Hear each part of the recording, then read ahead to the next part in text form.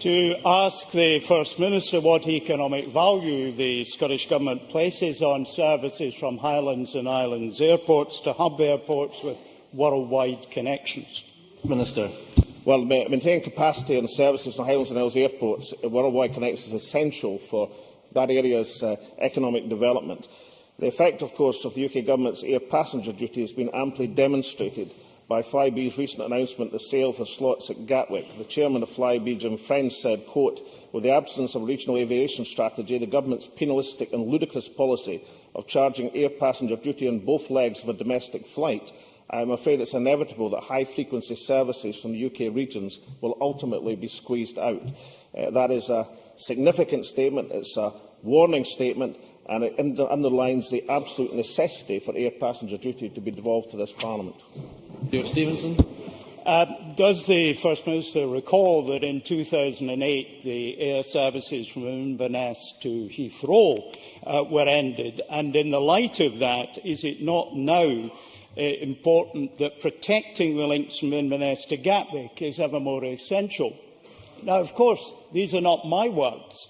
These are the words of the local MP, Danny Alexander, in 2008.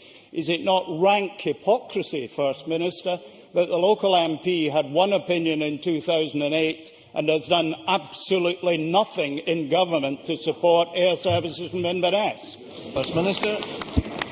Well, we should remember in context that Danny Alexander is a Liberal Democrat, so adopting two positions at the same time may in itself be a part of party policy. But I think it is for the Chief Secretary of the Treasury and the local member for Inverness a rather invidious position to be responsible for the very air passenger duty and taxation which is driving and threatening services in Inverness, and then complaining about it and posing as a defender. So perhaps if we agree on the position of devolving air passenger duty to this Parliament, to have a policy that benefits the Scottish economy, then Danny Alexander would be relieved of his difficulty of having simultaneously to be the Treasury's man in Inverness while pretending to be Inverness man in the Treasury.